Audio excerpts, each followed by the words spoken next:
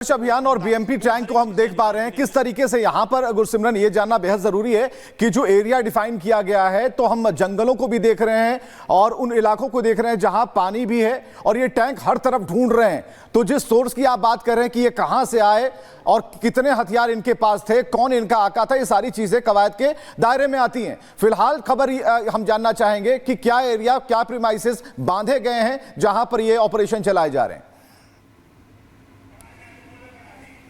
देखिए, ये एक शिव मंदिर है और शिव मंदिर के पास 200 से 250 मीटर का इलाका है, घने जंगलों का इलाका है, जहां पर अब ऑपरेशन को आखिरी अंजाम दिया जा रहा है। कोशिश ये है कि तीसरे आतंकी को भी जल्द से जल्द मार गिराया जाए। लगातार बीएमपी से जो है आतंकी की लोकेशन को स्ट्राइक किया जा रहा है।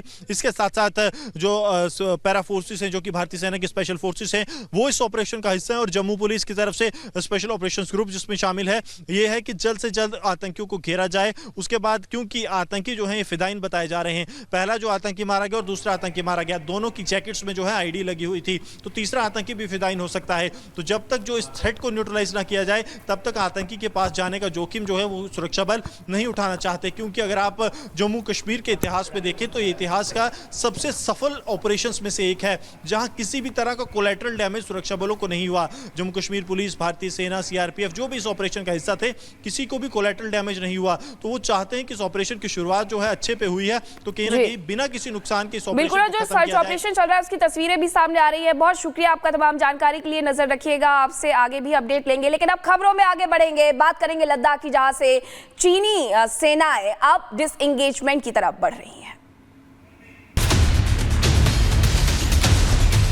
डेम चौक के करीब इस वक्त हम यहां पर हैं, बिल्कुल इसके पीछे जहां पर भारत और चीन का बॉर्डर है, वहां से डिसएंगेजमेंट की शुरुआत हो चुकी है। इस वक्त लगातार सेनाएं पीछे हट रही हैं, चीन की तरफ से भी और भारत की तरफ से भी।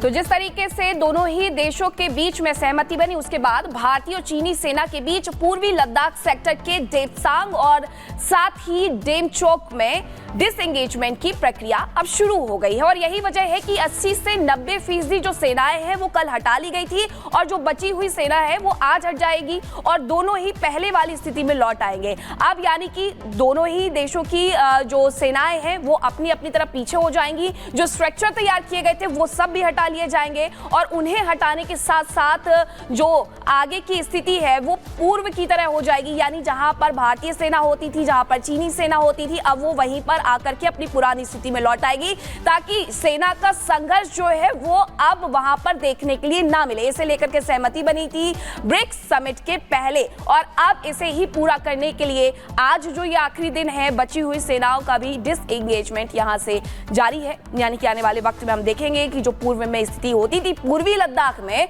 वही स्थिति अब वहां पर बन जाएगी। अगली खबर क्या है बताएंगे विवेक।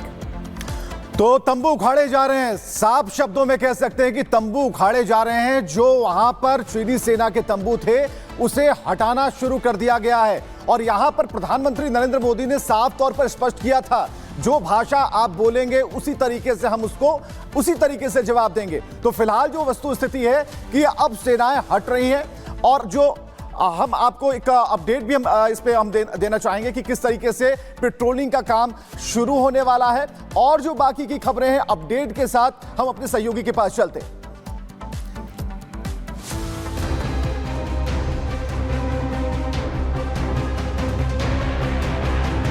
5 साल के बाद हमारी फॉर्मल मीटिंग हो रही है। 5 साल बाद प्रधानमंत्री नरेंद्र मोदी और चीनी राष्ट्रपति शी जिनपिंग की मुलाकात के बाद अब वास्तविक नियंत्रण रेखा में इस मुलाकात का असर दिखने लगा है। 23 अक्टूबर को हुई मुलाकात के बाद अब एलएसी पर चीन की सेना ने पीछे हटना शुरू कर दिया है। चीनी सेना ने देपसांग डेमचोक में अपने 10-12 अस्थायी टेंट हटा लिए हैं। यहां से चीनी सैनिकों ने अपनी गाड़ियों और मिलिट्री उपकरणों को भी हटाना शुरू कर दिया है। सबसे बड़ी बात यह है कि आज और कल में दिवाली से पहले चीनी सैनिक देपसांग और डेमचोक से पूरी तरह पीछे हट जाएंगे। समझौते के मुताबिक देपसांग और डेमचोक से पीछे हटने के बाद दोनों देशों की सेनाएं अपने अपने इलाके में पेट्रोलिंग कर सकेंगी। जो 2020 में हुई गलवान घाटी हिंसा के बाद से बंद थी, ये जो पहाड़ आप देख रहे हैं डेमचौक के बिल्कुल इसके पीछे जहां पर भारत और चीन का बॉर्डर है, वहां से डिसएंगेजमेंट की शुरुआत हो चुकी है। 25 तारीख से यह शुरुआत यहां पर हुई थी और जिसमें खास बात यह है कि 2024 में देपसांग और डेमचौक ये दोनों ही पॉइंट जहां से इस वक्त लगातार सेनाएं पीछे हट रही हैं, चीन की तरफ से भी और भारत की तरफ से भी। लगातार इसी को लेकर जो सैन्य लेवल की बातचीत है वो एक के बाद एक चल रही थी। कई बड़ी मीटिंग्स हुई और आखिरकार इसका ऐलान किया गया कि दोनों ही देश इस बात पर सहमत हैं कि जो 2020 वाली स्थिति थी वहां पर एक बार फिर से वापस सेनाएं लौटेंगी और पेट्रोलिंग बारी बारी से यहां पर कर पाएंगी। सूत्रों के हवाले से कहा जा रहा है कि पेट्रोलिंग को लेकर भी दोनों देशों के बीच शर्तों पर सहमति बनी है, जिसकी 2 शर्तें हैं।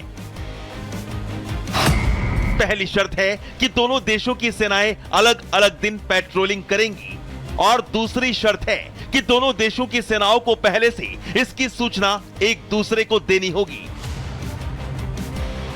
वहीं पेट्रोलिंग टीम में कितने सैनिक शामिल रहेंगे इसको लेकर भी समझौता हुआ है। दावा किया जा रहा है कि चीन ने अगर ईमानदारी से इस समझौते का पालन किया तो 2020 के पहले जैसी शांति LAC पर फिर लौट आएगी। ये मोदी सरकार जो है, हमारे मन में इसमें कोई दुविधा नहीं है कि हम देश की सीमा पे इसकी सुरक्षा के लिए हमें जो करना है वो हम जरूर करेंगे। दिवाली से पहले LAC से जो खबर मिल रही है वो वाकई राहत भरी है। मोदी की बेहतरीन कूटनीति की दमदार जीत है, लेकिन चीन सिर्फ कूटनीति की वजह से ही पीछे नहीं हटा। इसके पीछे की सबसे बड़ी वजह है LAC पर डटे भारत के बहादुर जवान, जो चीन को लगातार उसी की भाषा में उसे जवाब दे रहे थे। चीन अगर किसी एक इलाके पर कब्जा करता था तो भारतीय जवान उसके 2 इलाके कब्जा लेते थे। और भारतीय सेना के इसी दमखम और मोदी की शानदार कूटनीति ने आज चीन को LAC से टेंट तंबू उखाड़ने पर मजबूर कर दिया है। Bureau report, Republic Bharat.